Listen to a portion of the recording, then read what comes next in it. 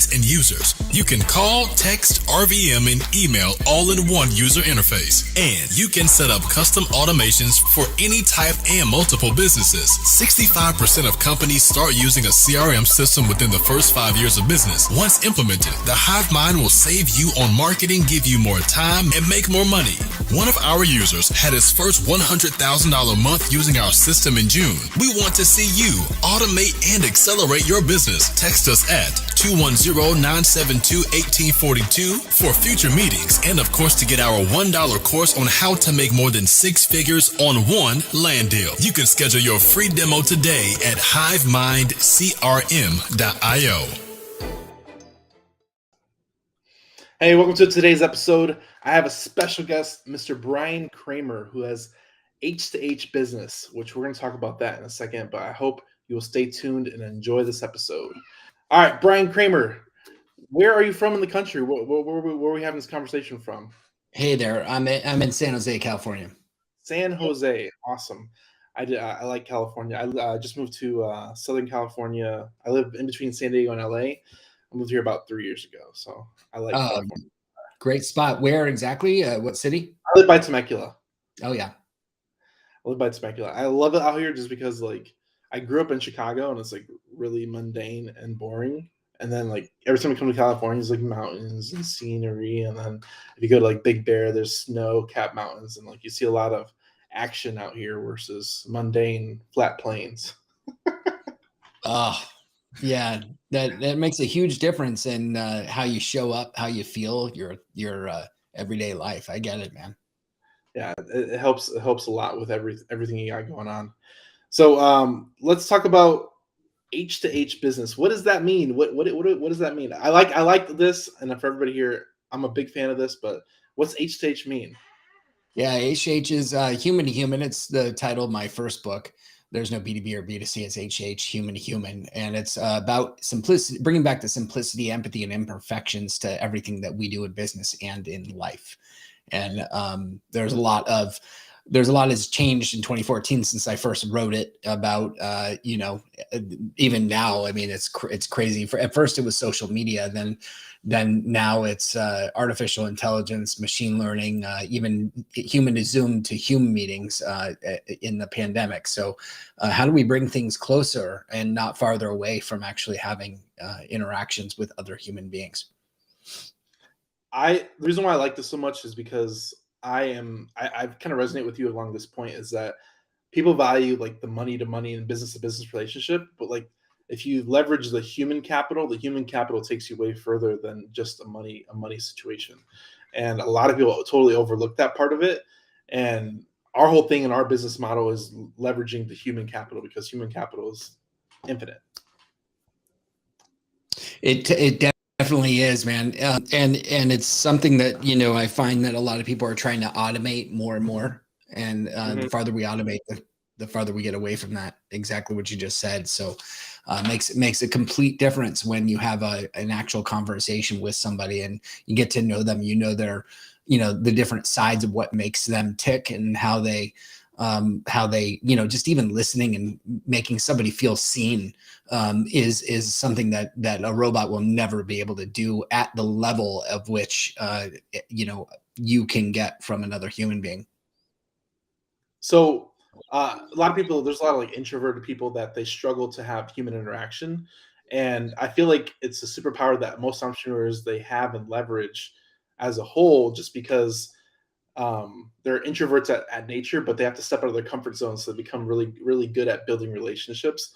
And for some people, it's a struggle. For some people, it comes easily more than others. Do you have like tips to help building that human connection for people that struggle with that part of it? Well, so being an ambivert myself, it's not something that I'm foreign to. I side on the side of introverts and extroverts, depending upon where I'm at in my day, in my week, month, life, that kind of thing. So, an introvert is not somebody that necessarily doesn't want to be around other human beings. It's just that they don't draw energy from others in certain situations. And so how to do that is to ask powerful questions. Most of the time, actually being in a group or being around people draws either too much energy, it's overwhelm, and nobody loves to networking. Or going out and having to do all that. I don't recommend it. If you don't want to do it, don't do it. I mean, do the things that fill you with joy.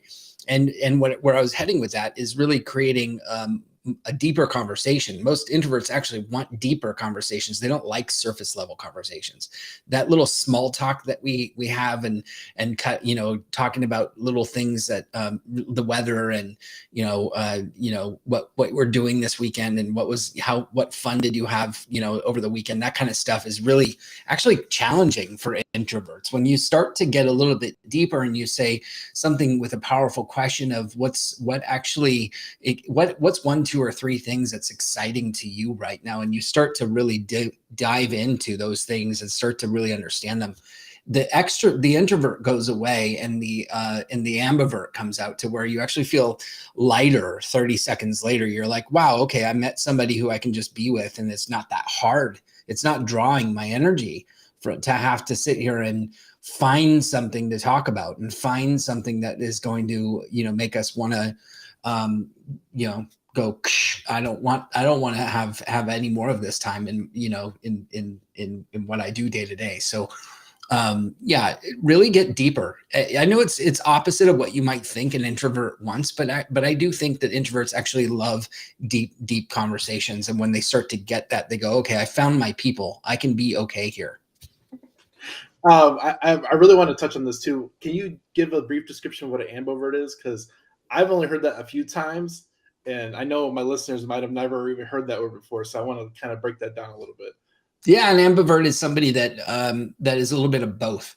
Like for instance, when I speak a lot, and when I give keynotes, I have to go right back to my hotel room afterwards and chill for a little bit. That's not to say that I can't go out and be with people, but I've just given all my energy and I've taken all this energy from the audience, and now I'm at this point where I can't do anything else for someone else. I've got to put the oxygen mask back on myself first before others, and go into my own hotel room and just chill for 15 minutes, 45 minutes, depends on how much I've been at a conference or how long I've been out with people or whatever. And so there I hit a max capacity. I listen to that and I go, okay, I'm done. I'm ready. And now I've got to go home, or I've got to go back to my room and recharge my batteries so that I can go out and be there for someone. But I love being around people. I love being with others. And so, does not worry me at all to go and be and do and actually create more engagement with people. It's just that I hit my level. And sometimes I got to just listen to that and go do what I need to do to take care of myself. So that's what an ambivert is, a little bit of both. And not everybody's the same. Everyone has a different way of being. Some people, their level threshold is different than mine. I mean, it could happen faster, shorter. It depends on the day you're having. You might be more of an introvert one day and more of an extrovert the next day. There's nothing that defines us in terms of what we are or who we are or what we can do or be in that realm. And so that's why I side with the ambivert, because I really do think that everyone wants to be with others. It's just a matter of what level. Thanks for that clarification. I think everybody listening to that whole breakdown, are like, yeah, I kind of resonate with that. Like you like being around people, but not for too long. I think it's really good. I'm really glad that you broke that down in a simplistic way. And I think self-care is important, because you only take so much like physical burden and mental burden on yourself, or else you break and you're breaking down on yourself, which isn't always good. So you have to know your limits. So I 100%, I appreciate that what's the word I'm looking for? That transparency. There's the word, transparency. So how can people leverage their H to H and understanding that in their business? What's the biggest benefits that can get, as far as maybe building up community inside their business? Maybe it's empowering their people to do better business. So what's the really like amplification you can get by leveraging the H to H? How can you get more amplification? I don't know if I would, if I think that that used to work at some point when you were looking at amplification. Now it's a matter of, I think, how do I connect with more individuals one to one, and then the second question I usually get asked is, how do you scale that? Because there's only so much of us to go around. But from an amplification standpoint, you see so many people shouting from the rooftops on social media. That was my second book, was How Sharing Powers the Social Economy, Shareology. And we share so much now that it almost it's kind of like that one day when, we're all doing demand gen or direct mail, and it was the sea of same. And, you get so many things that out there in your mailbox, or in your mailbox, or in your, now social media. It's like, you just go look at a Twitter feed, it's going to be the sea of same. Same thing on Instagram. It's like, how many perfect lives can we see before we see somebody who actually has a real life? And so, I think that the thing is you got to ask yourself, like, what actually makes you, and how do you stand out? Like the uniqueness of each of us, of each as individuals or as companies, is the thing that actually makes you more human. If you break it down into 3 separate categories, which is what I talked about at the very beginning, which is simplicity, empathy, and imperfection, that changes the game. Because as humans, we tend to make things more complex. So we try to sound smart. We try to sound like there's like all these, acronyms for everything we're talking about. We speak a different language inside the company, and it ends up like coming outside, and our clients don't even know what we're talking about. Speed to feed and synergy and like all this crap that we're all saying. And at some point you actually just want to like speak normal and just say what the heck are you trying to say? What do you do? What does your company actually do? Like, how many company pages do we go to and we're looking at their website and we're like, I don't even know what you do. Like you want to ask them, like, I hope you didn't pay money for this, because there's no messaging or something on there that just says, here's what I do. And so when we start to simplify and make it easy on others, like, for instance, I know a lot of people, if I say what brand is simple, what would you say? What brand is simple to you? I think when you say brand is simple to me, everybody thinks Apple. Apple's a very simple brand. It's very transparent. Yeah. It's very, you know what it is right when you get into it. Exactly. So there you go. You follow Apple. I mean, they're almost the prime example, because you can count on 2 hands what products they have. I doubt very many people would actually get it wrong. They'll probably say iPhone, iPad, AirPods, laptops, and then maybe 1 or 2 other things. But for the most part, they got it right. And they're like, yeah, that's what they do. And when you go to their website, you can find each product within a matter of 3 seconds. And when you want to order something, you can do that within probably 5 to 10, minutes. And when you want to take it back, you go to an Apple store and they help you out, because they're, I say in air quotes, geniuses. And so when you go to their brand, they actually stand up for exactly what the thing is that they want, which is a designed experience. That's what Steve Jobs was all about, was a designed simple experience. And you got that. You get that in the operating system and everything that they do. So now if I say, who embraces empathy, what brand embraces empathy, what would you say?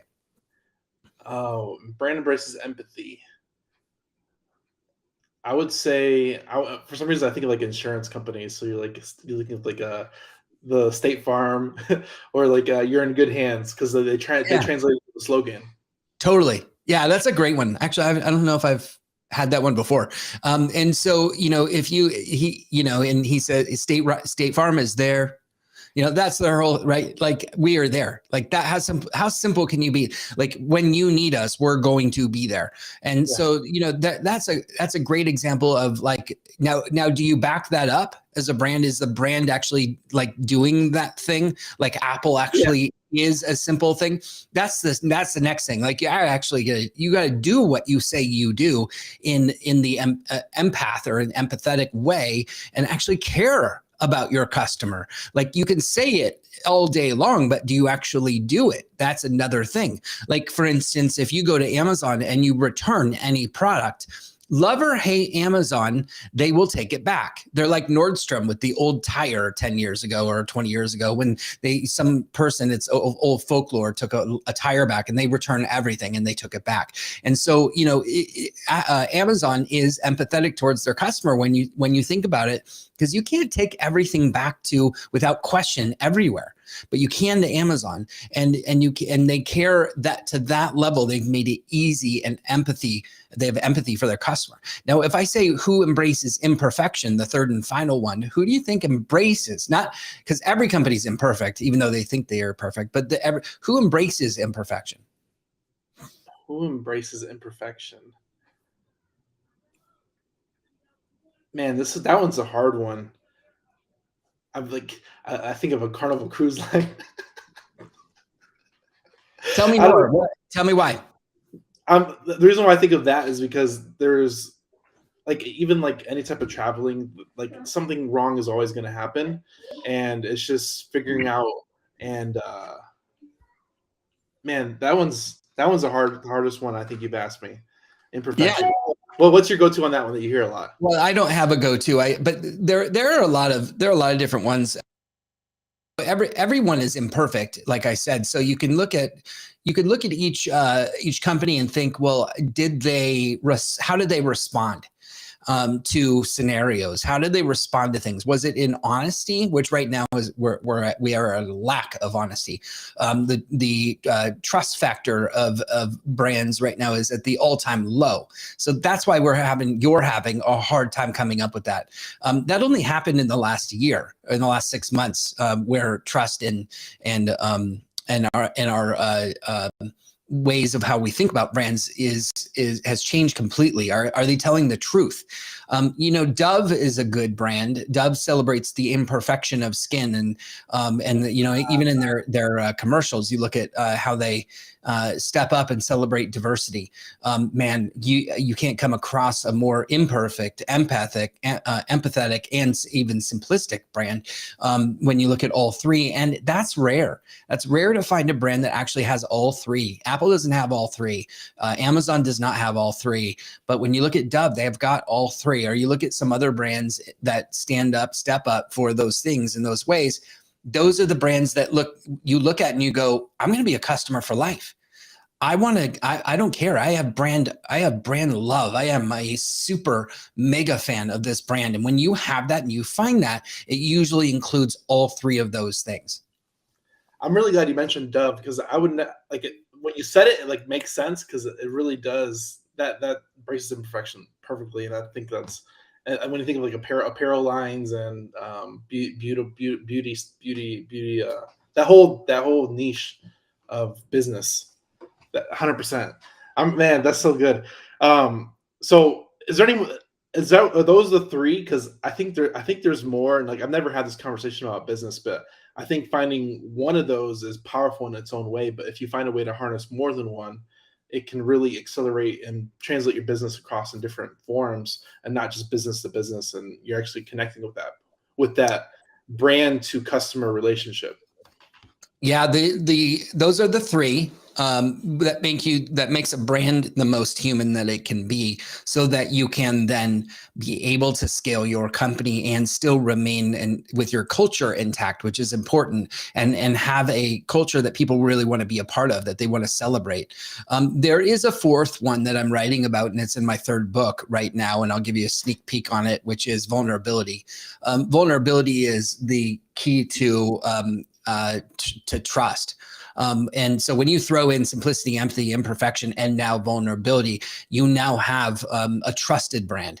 And so those are the brands that we're going to lean towards even more so moving forward, because we've got, like I said before, we have AI and machine learning, and did they really do that image? Did they really draw are the images that we're seeing somebody from a real artist or from an AI artist? These are we've got so many different AI possibilities possibilities now. We're going to start to think, who actually created that thing? Who did that thing? Who's talking with me right now? Is this an AI bot or is this a real person?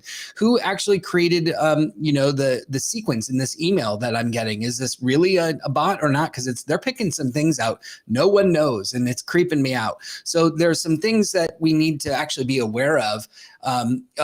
First and foremost, that is possible. And number two is it the truth? Are they telling the truth, or is this brand not stepping up in the right ways that they need to, so that they can gain our as the consumer, the honesty that we deserve? So I have a question for you. So AI is really getting picked out where the line is drawn. Is the best way of marketing is like stepping far away from AI as possible? That way you can really translate that connection, or is it skirting the line where you use automation to get more business along with that they don't know if it is or not? It's both. It's technology and humans working together to create relationships. But it's not technology creating, it's not humans creating, it's both. Because why not leverage the power of what it can do to help you get closer to a real relationship? If you are not moving towards a real relationship, you're using it for the wrong purposes. If you're trying to use it so that it separates you and another relationship, you're now using technology for something that I don't believe that we want to find out what happens when that happens. Like it's going to create chaos, and it's going to create dissonance inside of our companies and outside it with our customers. So it's really super important that we understand what that line is and where it stands, so that we are constantly building towards a better relationship. No, I think I'm really glad you answered that question, because it's so important because if you can leverage automation to get closer to as many people as possible, that's where you're in the sweet spot 100%. How can you translate your marketing across to seem more authentic? Because I think a lot of people struggle with marketing as a whole, just to connect with their correct audience. And like, what's some tricks or things they can do to market better, to connect better? Well, it's a really good question. So a lot of times we think we say what they want to hear, and it's never what they want to hear. And that a lot of times it's because we're pumping out the same bull crap that everyone else is, and we sound, like I said, the same. And so why would I want to do business with someone like that who's creating things? I mean, I got to the point where I actually went through and I unsubscribed to every single newsletter and started over, because I was like, I need to start over. I don't know who is here and who isn't, and what they're saying and what they're doing, and to help enrich my life. And so I just unsubscribed from everything. I did a mass unsubscribe. I used a tool, I can't remember. I think it was I think it might have been called unsubscribe. And I just went through one day. It took me like 4 or 5 hours, and went through and did that. And now I'm subscribing to things that are meaningful, that have purpose, that are creating and enriching my life. And I look forward to reading them. They come to my inbox, and I'm like, oh, that's today. That came today. I'm excited about that. Not, why are you sending this to me again? And like, I'm not going to unsubscribe because I don't have time, but please, just once a week. We don't have to do it like every 10 minutes, And so I want things that really like juice me up. And I know that everyone out there is the same way. So how are you going to juice another person up? Well, do it from try to be vulnerable. Try to give them a little sense of who you are and what you want to talk about. And don't do it because you're trying to upsell. Like, don't use vulnerability as your on-ramp to the sale. Like, this is actually like, let's get to know each other. Let's give give before we ever get and actually create so much,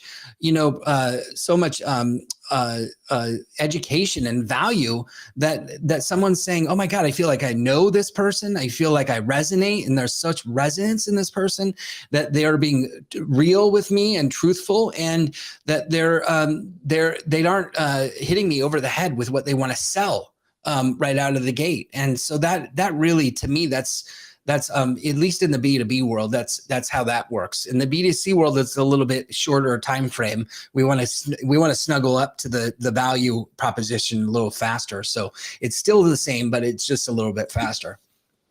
So can you kind of dive into what a human marketing funnel is?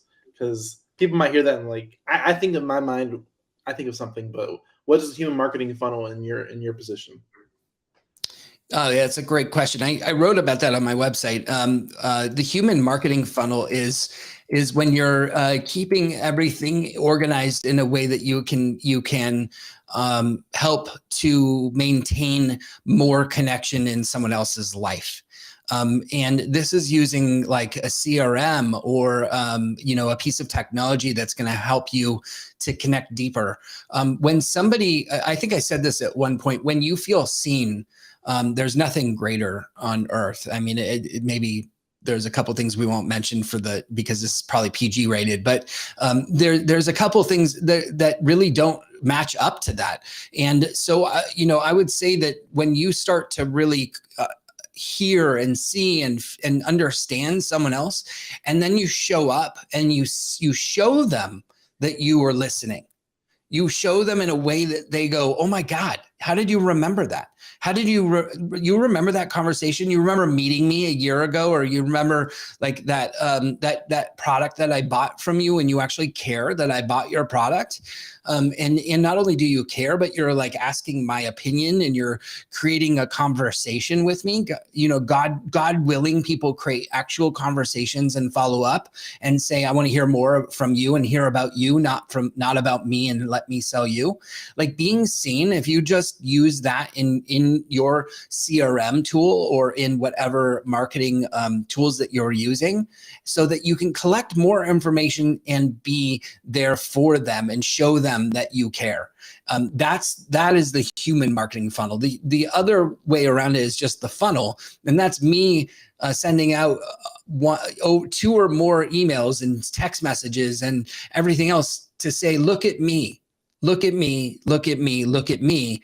And look at my case study, and then look at what I did for someone else, and then look at over here. And it's bouncing you around. It's literally called bouncing, if you know anything about a funnel, and you're bouncing people left, right, and center.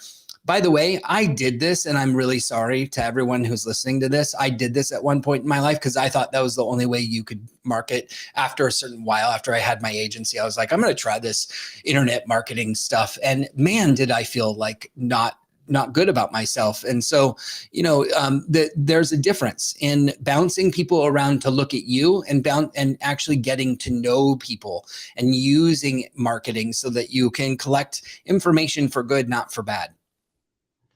Yeah, one thing that brought to mind is the one thing that I do is I have a Facebook group with my clients, and whenever I see my client's name a lot, I recognize their name, and usually they'll friend request me.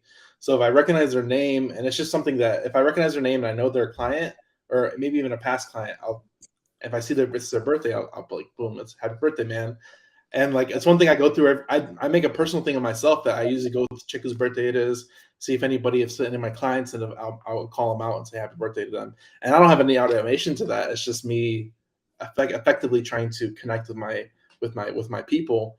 And I've heard a lot of like, I haven't like necessarily, people haven't told me directly that they like that. It's just I've heard it through connections of connections that they appreciate being told happy birthday on their birthday.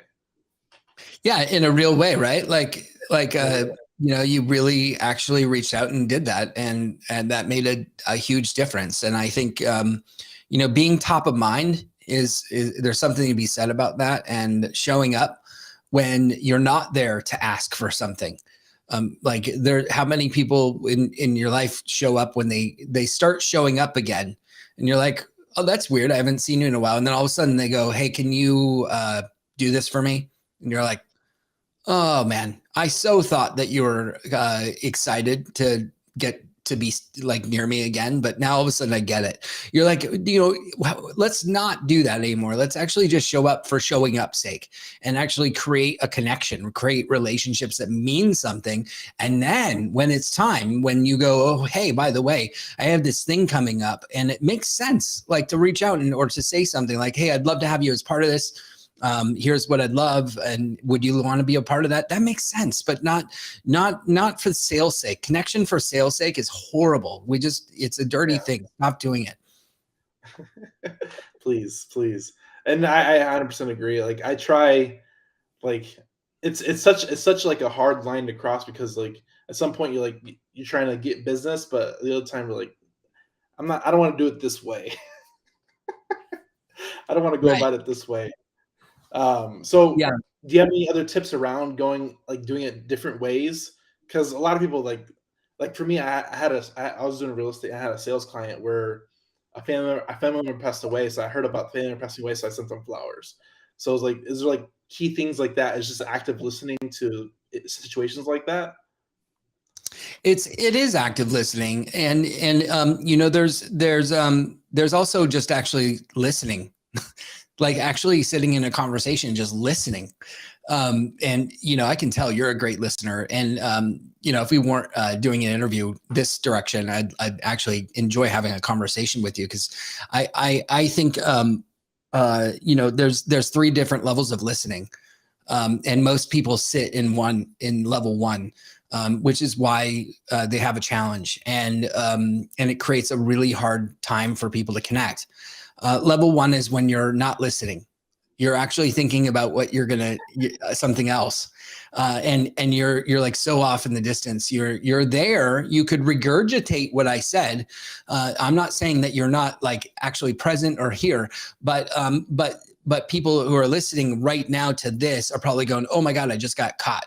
And don't worry, I'm not calling you out. It's just what we do. As level one listeners, we are constantly trying to do two or more things at once. Like we think multitasking is possible, but it's not. The more focused and the more present we are, the more joy we have in our life, more purpose and love and deep, rich like conversations. And we can actually get more done. There's more productivity that we can get done by just doing one thing and staying present that one thing at a time. So level two is when you're listening to the other person, but you're thinking about what you're going to say next. And that is a hard one for people. Now, there's nothing wrong with that, because especially if you're in a podcast interview, you have to think about what you're going to say next. So level two is a good place to be. Also, if you're in a conversation with somebody and you don't know them very well, we tend to be in a level two listening, because we're locked in on what they're saying, but we're going to think like, what's the next thing I can ask based upon what they're saying, and you're thinking and you're overwhelmed and all that kind of stuff. So there's lots of level two going on. It's a great place to be. But the ultimate is when you're in level three, and that's where you're listening to someone and you have no idea what you're going to say next or what you're going to ask next, because you're just listening. You are just seriously, intently focused on what you're doing. And most people listening to this right now they're like, oh my God, I got found out. And now they're in level three and they're like this, and like, oh my God, no, level two is okay. Level two and level three are just fine. It's just that when you want to make a relationship deeper, level three is where you want to be. So try that out. Try being in a conversation with somebody in a level three, ask some powerful questions that gets them to go deeper, and then stay in that level three. Don't think about what you're going to say next. Know that when it's your time to speak, you'll have no problem coming up with what you're going to ask, because it's so interesting, because you're locked in on what they're saying, and you're going to be like, oh, well, what did you mean by that? Or how does that make sense if you're talking about this? Because you're actually caring about what they're saying. You won't have a problem coming up with the next question. This is I feel like you got me. No, because like for everybody here, you get better at this. Like I think I'm okay at podcasting, and it's because I've done it. I've exercised that muscle a lot. So I think I do a lot of active too. But when I really get into a conversation, I think I step into three a lot. And level two is like, and it depends. And I always like have to frame that conversation whenever I speak to to new people or not, because I'm like, okay, if I'm talking to somebody that's never done podcasting before, I have to be in level two speaking, or level 2 questioning, level 2 listening, should I say. I'm in level 2 listening the whole time because I always have to frame and lead on the conversation. Whereas if I'm talking to people that understand how these things go, I'm always in level 3, and that's where I like being at. So for everybody listening, I hope you all took notes, because it was interesting to hear it. Because for me, like I know what I do, but I don't necessarily, I can't frame it like that. So I appreciate that. I Yeah, appreciate you framing it that way, and laying it all out there, because it's hard for people to understand what I do actually. But that was perfect. wonderful. That was perfect. Man, that was good. That was good. I like this conversation because it's throwing me off now. That's not my intent. The intent is not to throw you off. So so thank you. I know what you're saying, and I apologize that I threw you off. I love that. I love it when people come across this and they go, it makes them reflect, because we can change in a heartbeat. We can move from a level to a level. You have the ability to but the hard thing is that we have to observe ourselves. We have to see ourselves from the outside looking in, and most of the time we're not. We're surrounded by a situation where we're caught up in what we're thinking too much, and that thinking is what gets us in trouble. And the monkey mind really starts to mess with you. And when you're in a monkey mind status, man, then all of a sudden you're like, oh, there's no way out. What am I going to do? And then you throw out some random question. They're like, what does that have to do with what we're talking about? Or you're not going into a certain direction that you want to go in life, because you're thinking, your saboteur is coming up and it's messing with your monkey mind. It's going, you're not enough. You're not doing enough. You aren't being enough. And so these are the things that are actually creating a problem and dissonance in your own mind. Meaning the problem is, whoever's listening, you're the problem. I'm sorry, but we have to take control and be the observer of ourselves, and know that the answer. And sorry, I'm going to go all Buddha on you. And I got a Buddha here in the background, but that's not why. We have to know that presence is key to everything. Like when you're present and you're not thinking about the next thing, you're not thinking about tomorrow, you're not thinking about your plans, you're not thinking about like, oh my God, did I ask the right thing? Do they know that I didn't really listen to what they said? Nobody cares. You might wake up, you might not wake up tomorrow. Today might be your last day. Sorry, I don't mean to take it into a morbid place, but celebrate right now. Be present. And that's right there. Being present with someone else is going to make you step out and be a totally different person. You're going to show up in ways that you never thought possible, and your monkey mind will go away, and you'll start to see listening. The power of level 3 listening will show up in a new way, and you'll be there for the other person. They're going to be like, wow, I want to do that again. I want to have conversations with more people like that. It's the more powerful the conversation, the more like you can solidify that relationship, and it's such a short amount of time. Like it doesn't take multiple conversations or years of connecting with that one person. If you have a meaningful conversation, one good meaningful conversation can build that relationship. I'm going to slow clap that one. That is a slow clap. Yes. Yes, and more yes. I mean, you said it right there. One meaningful conversation can change everything. It's so beautiful. How many do we have, really? Not many. And we could have more. We really could. I mean, those are just waiting for you. All you need to do is just be there in level 3, be present, and have more. So one thing I struggle with is I can do this in a business setting, but I struggle personally. It's so weird. And I'm being 100% serious right now. I struggle with this with personal relationships, but in business, it's like second nature. You're not alone. The people that I coach are right there with you. They have the same challenge in either, it's usually either personal or business, and they're good at one, not the other. And I'm here to tell you that it's the same thing. It's just that our saboteur messes with us more in one situation than in the other. And so, when you show up to those situations, I'd ask you, when you show up to those situations and you're in that moment and you're having, whether it's a conversation or you're, at a place where you're not feeling like you're totally 100% there, like you're not 100% on the way that you are in business. What is the way that you're talking to yourself? I'm always distracted. Yeah. That's what it is. Yeah. And I don't know, is the distraction something, another a voice that you're like, oh, are you pinballing, or are you 100% pinballing? Yeah. Yeah. And so here's a way that you can get present. Like are you pinballing right now at all? Like, be honest with me. Is there any kind of pinballing, or are you pretty present? I'm pretty present right now. Okay. So think to a time when you were pinballing. Okay. And this goes for everybody that's listening. Like, just think of a time that you're pinballing. Like, you're like really think it through. Like, what was a good, you don't have to tell me, just think about it, and really just lock in on that moment and try to really embody it. Like, get your body and your mind like into that pinball kind of like, oh crap moment. Like, are you there? Are you close to being there? Can you feel it? Yeah.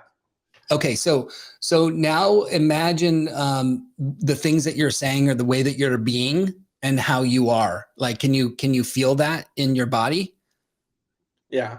Yeah. And where do you feel it in your body? Like, where are you feeling that kind of tight? Is it tight, or is it like nervous, or are you just kind of like all over the place? Like, what's going on? Like movement. Okay. Movement in my hands. Okay, great. All right. So you're in that state. You're there right now. I can tell, unfortunately, I just got you there, and we're going to get you out like immediately. So you become the observer. Okay. Because when you can observe it, then all of a sudden you can get yourself back into this place. So just take your hands and put your fingertips together, all 5 fingers against all 5 other fingers, like you're about to pray, but we're not going to pray.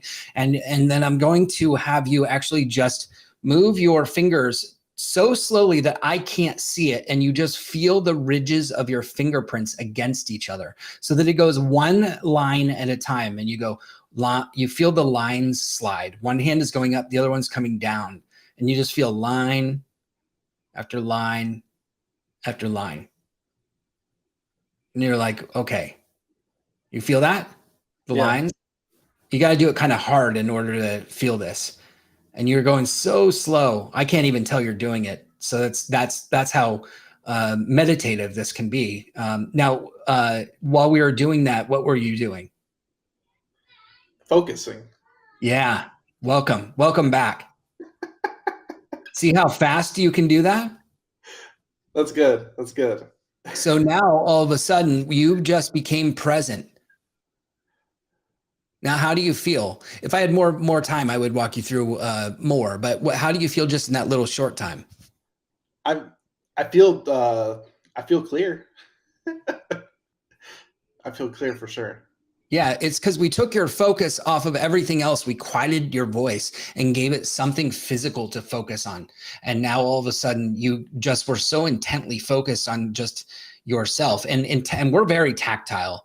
We're both audio and tactile. So when we start to feel something tactile, it takes that second voice away, and we start to focus on that. And now all of a sudden we're back and we're present again. That was really good. That was good. I appreciate that. You got it. I'm gonna have to do that one by myself again. What is a quote that is yours or somebody else's that you resonate with? 90% done is 100% incomplete. I love it. I didn't say it. My mentor of now over 20 years said that to me in, I think maybe near my first day of my first job out of college. And it stuck with me that I need to complete what I start. And I didn't always do that. I still haven't always done that, but I work hard to do it. And I think that a lot of times we don't believe in ourselves or others in some way. Our saboteur comes in and we don't get to complete the thing that we really want to either start, and we don't ever start it, or we don't complete it. We start it, but don't get to actually 100%. And what is that 100%?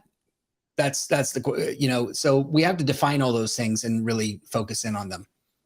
Yeah. I think it's, some people, it's like the one, like one of the, not one of the big, it's not that the big struggle, but it's one big struggle that a lot of entrepreneurs face is like never completing anything. There you go. So I'm glad you mentioned that. Where can people find you online? I know we got the bryankramer.com/newsletter and Bryan Kramer on Instagram. I really appreciate the conversation because I think these aren't like regular everyday conversations that people have.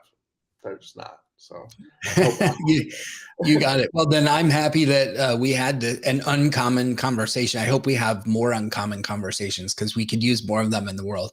And that's bryankramer.com. You have it up on the screen here.